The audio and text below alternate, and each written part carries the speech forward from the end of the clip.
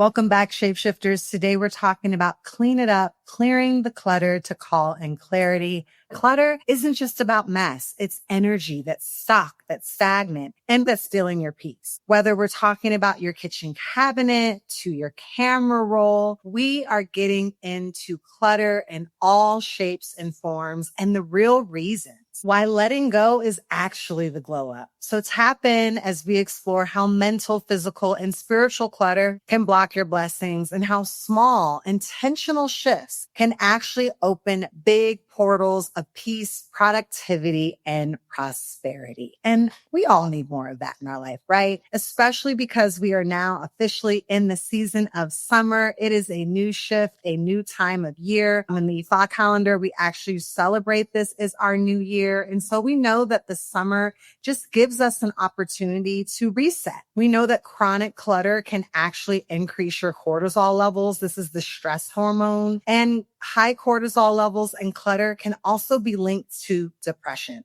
So there is a cost of holding on. What is it costing you in terms of clarity today? Mentally, clutter leads to decision fatigue. Spiritually, it disrupts our connection to intuition. Emotionally, it holds grief, guilt, and fear of lack. And releasing opens room for receiving. So often we're talking about the things that we want to bring into the universe, the things that we want to do. But how are we actually going to get there if we aren't creating new space for things to occur? So wherever you are right now, I want you to start by taking a scan of your home. If you're at home, I want you to give yourself a little panorama of your home, of the room that you're in. Maybe walk around, open some drawers, open your refrigerator. And if you're not at home, you can do it when you get home, or you can think about what your home looks like and just do an assessment without judgment. And as you're assessing, I want you to look for the places where there is space, actual physical space, meaning that if I have a table, there's space on the table. If I have a bed, is the bed covered in clothes? Where is there space in your home? And where are those places where there is fullness, where there are items, where there are objects? And in that assessment, think about where you would like to create more space. Maybe there's areas where you want more fullness, right? Where you want more objects in your home. And when you're looking at the items, the objects, think about, am I using these items and objects? Are these items bringing me joy? Are they truly representative of who I am in this era of my life? Because we're always evolving. If you think about your body as the spaceship, if you will, the physical suit that you get in this lifetime to navigate your destiny, to move you forward, are these things meeting me in the place that I'm in this phase of my life?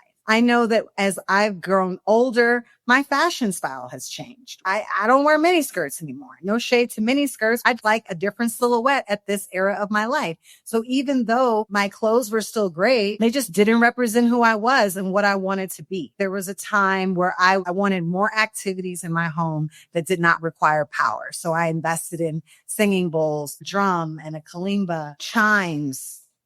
And so thinking about where there is space, where there is fullness, and this is critically important because we think about the things that we're praying about. Oftentimes we have to let something go in order to bring something new in. So just a quick energetic reset timed with this new season of the summer solstice, this time of illumination, this time of coming into the light, Kundalini fire energy, being more expansive. We're getting that boost from the universe. We're in the season of what is becoming visible, what is being seen. These are opportunities for us to do that quick audit and think about, what am I ready to let go of? What am I ready to let go of in the physical so that new energy can come in? Even just rearranging your furniture, rearranging your closet, your bookshelf. Sometimes shifting around of energy can allow more energy to come in. We live in such a consumer obsessed culture now. We have so many objects, so many things, clothes that still have the price tag on them that we haven't even used, cheap plastic items that we got and maybe they broke and we couldn't fix them. Part of consumer culture is manufactured obsolescence. There are things that literally are being manufactured now to be obsolete. One quick example of this is getting headphones when you go on a flight. All of those headphones are not reusable. You use them one time, you throw them away, and every flight they give you a new pair of headphones. Think about all of the headphones that are literally created just to go into the garbage the same day. It destroys our planet environmentally because we now have all of these toxins and electronics leaking into our landfills, leaking into our oceans. It reinforces this idea of consumerism where we think we always have to have things. That's why antiques cost money. That's why old homes are expensive. Because the craftsmanship, the way that things were designed and made, they were built to last. You can still get them repaired. One of the things that I love about living in Mexico is there's all these repair shops. I can get my watch repaired. I can get my clothes repaired. I can get my shoes repaired. I can get my electronics repaired. There's still a culture of not just throwing something away, of reusing it, upcycling it, of repairing. And so getting away from things that we're constantly having to buy new versions of, like I don't buy paper towels. I've invested in cloth napkins. They're just things that to me, you use one time, you throw them away. Yeah, you could say you could recycle it. That's just a personal decision for me. When we're thinking about clutter, thinking about it from the spiritual point of view, but also recognizing the environmental impacts of consumerism. Bell Hooks wrote in the book Daughters of the Yam about this idea of consumerism, particularly as it related to Black women who are of the baby boomer generation. And she talks about the fact that their parents were literally born during the Depression, time where saving was extremely important. They raised the animals that they ate. They grew the food that they ate. They knew how to can food, how to preserve food, how to make their own clothes. Everything was about craftsmanship. And my parents represent the generation where they were born into that. But then they also grew up and segregation ended and there was the Civil Rights Act. Both of my parents are the first generation of their family to go to college, first ones to get passports, to travel abroad, first ones to be able to go into white companies, white institutions because of the end of segregation, the so-called diversity. Now, time has proven many years later that having access to white spaces did not actually lead to liberation. However, the fact is that they were able to inherit a tremendous amount of purchasing power, the idea of disposable income, their parents could not even conceive of. And so in this chapter, Bell talks about the fact that many of these Black women are trying to fill a void through constant consumerism. If you look at boomers' homes, it's just like so much stuff. We got 10 pillows on the couch. We got the TV. We use the TV that broke. The radio, the VHS, the CD player, the MP3 player, the new iPhone, the flat screen TV, like nothing gets thrown away because they came up from this era of one, not being able to purchase, and two, this idea that I might not be able to get this back if it goes away. And so that creates this scarcity mindset. Or we're struck with the guilt of our parents. I know that I come from a family, even just throwing stuff away is like taboo. Like someone's looking at you sideways if you want to throw away something because they're like, well, you don't need to throw that away. All you need to do is add a new coat of paint, prop it up and fix it here. But I'm like, well, who's going to do that? Where am I going to take it to repair? There is no repair shop, or they don't make the parts. Like, I'm probably not going to do that. So I'm either going to throw it away and try to invest in something that's not going to break. I don't purchase new phones. Every phone or electronic I purchase is always refurbished. A lot of my clothes are vintage. So finding ways to kind of offset my spending with investing in high quality products. If I have to buy something new, I can go on Facebook Marketplace, something like Craigslist, buy something used. So that scarcity mindset, when it comes down to if we're ready to let something go, we really have to examine what's coming up for us, to just observe. Am I feeling tension? Am I feeling anxious? Am I feeling shame? What is coming up for you when it's time to let something go? And a quick rule of thumb is if I haven't used it in the last year, guess what? You're not going to use it. The other part of clutter.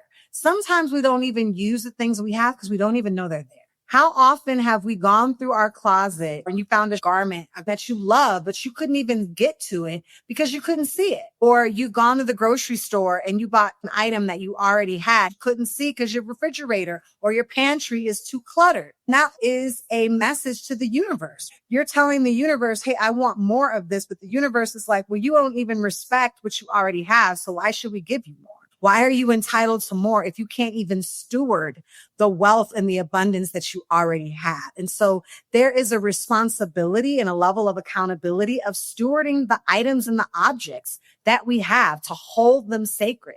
I didn't grow up in a family with a lot of money, but one thing that our family always did was held a tremendous amount of pride in our home. Even when we were living in a small 2-bedroom apartment, we always had a very clean home. My mother did an amazing job of going to thrift stores. I learned thrifting from my family. You know, my mother was always someone who would take something that people discarded and make it new, repaint it, refurbish it. We always had beautiful spaces. It wasn't about the money. It was just about the pride and the pride and the intentionality of that this is our home. So we're going to make a beautiful space. So it's not about money. It's about intention. So this season gives us the opportunity to really comb through, to take a look at that junk drawer. Everyone is on different sides of the spectrum. For some of you, you need a whole overhaul. You need to pull up the dump truck outside the door and stuff just needs to start getting tossed. For others, you might at face value, everything might look clean and put together,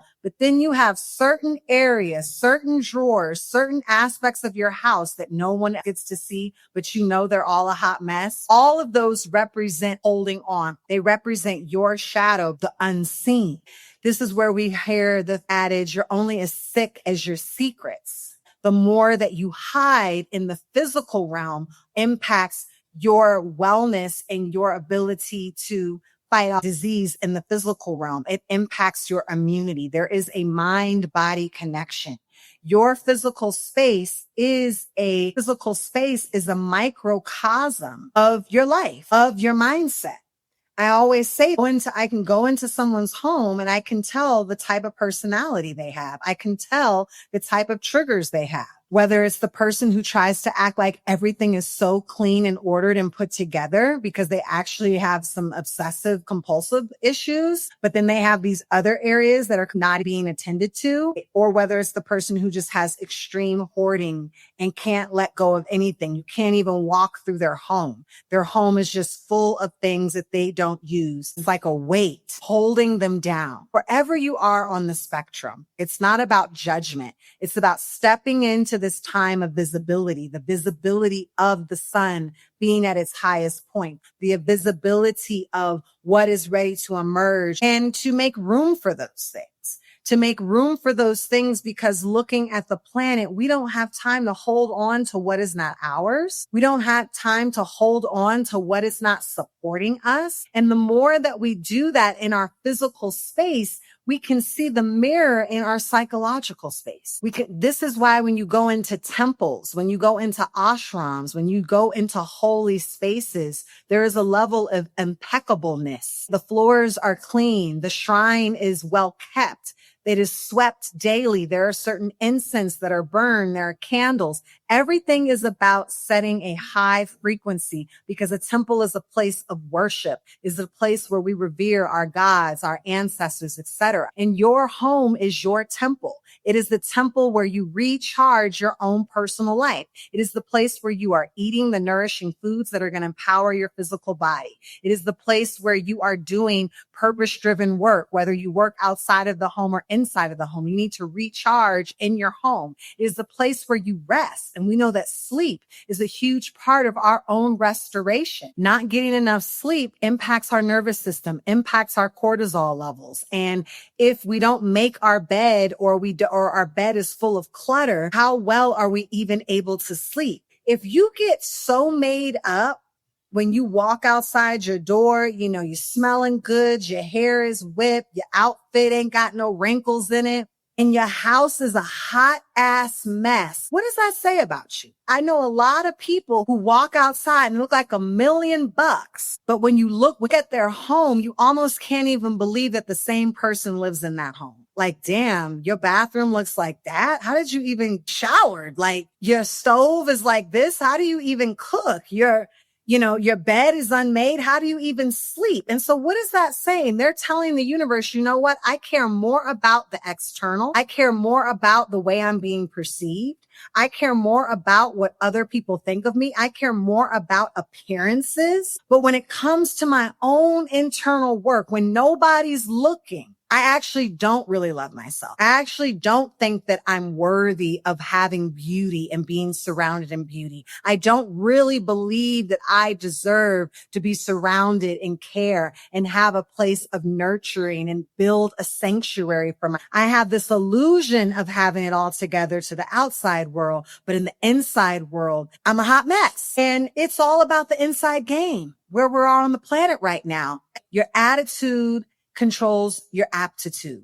You're only going to be able to go so far in life if you get your household in order. Root chakra. Energy can't go up to the crown if it's not connected to the root.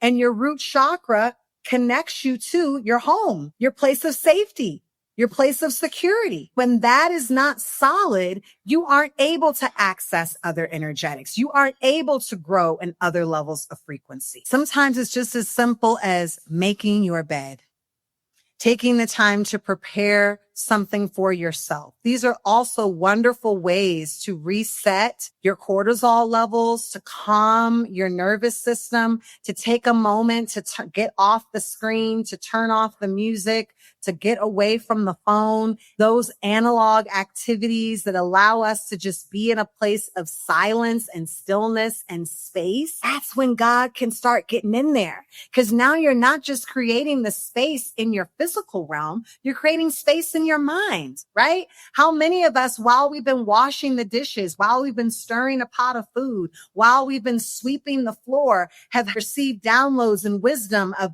issues and problems that we were working through? In that moment of silence and stillness, something else was able to come in. So we want to increase the likelihood for those downloads, for those insights and wisdoms to come through, but they can only come if there's space. One thing that I do on a Sunday is I'll just jot out my week. What are the meetings I have? Where do I want to carve in those moments for my spiritual practice, for my wellness practice? I'm buying food so I can cook for the week and meal plan for a couple of days. Just getting it out of my head and on paper creates a tremendous amount of mental spaciousness. When I buy a new garment, I have a personal rule that I have to let go of something. So that allows me to stay within balance, that if I want to buy stuff, cool, you could buy stuff, but you're going to have to let something go.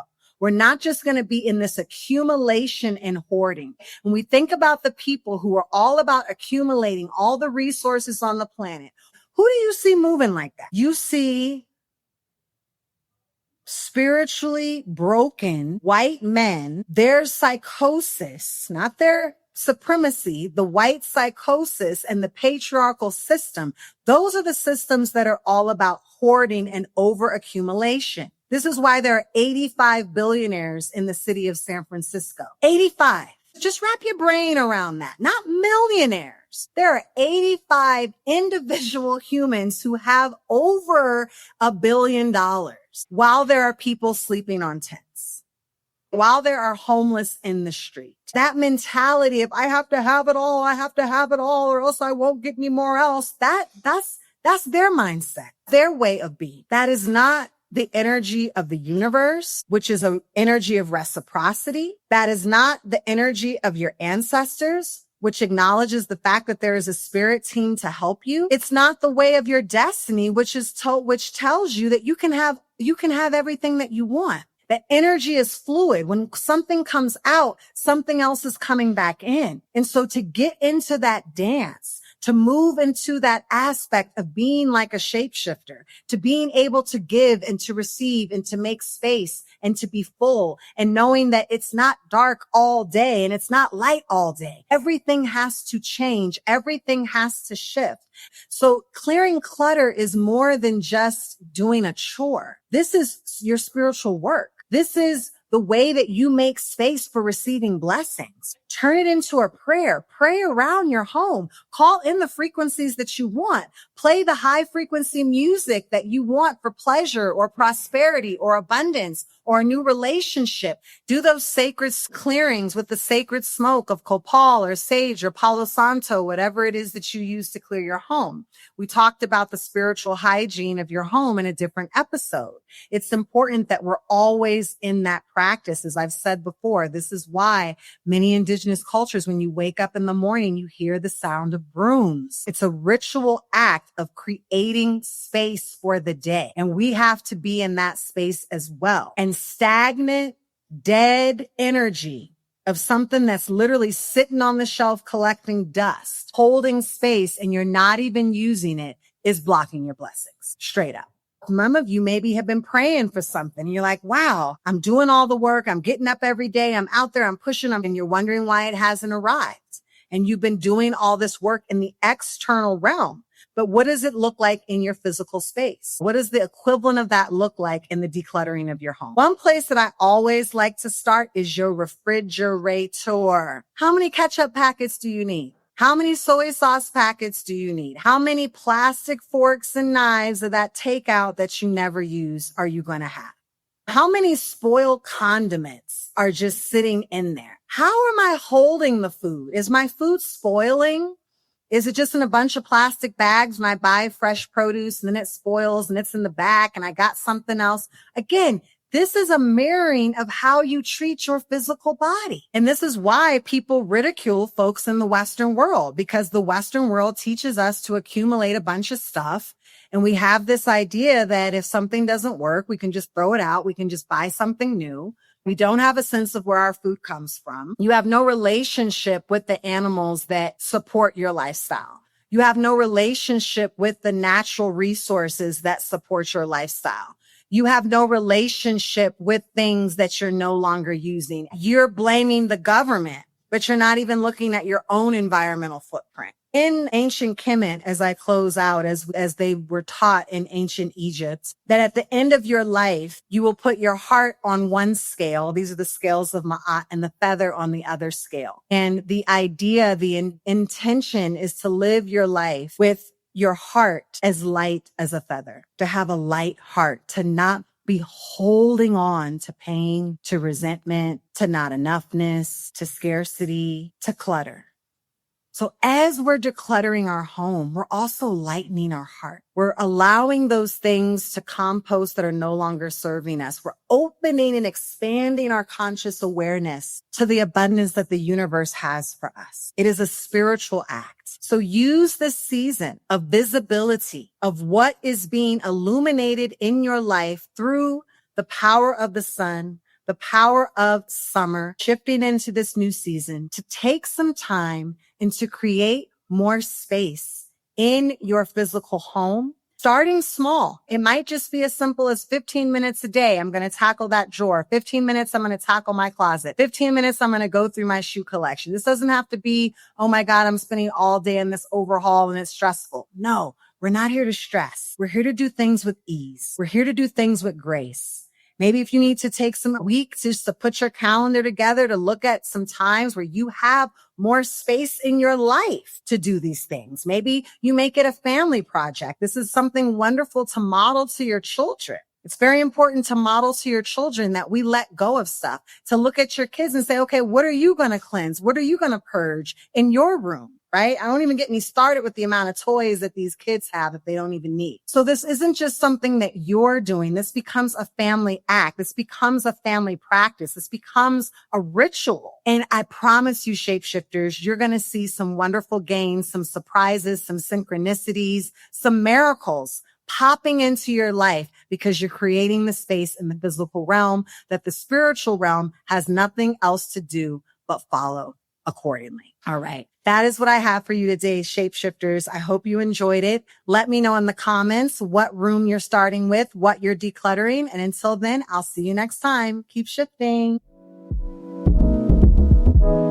Much, much love and light for showing up today, shapeshifters. You could be doing anything right now and you chose to be here, and I do not take that for granted. Looking for extra support on your journey? Explore my affordable coaching programs. Whether you prefer personalized one-on-one sessions or engaging group coaching, I'm here to help you align your vision and thrive on your own terms. Visit shapeshiftyourlife.com, that's SH8PE, shiftyourlife.com, and schedule your free shift call to discuss your coaching goals. Keep shifting.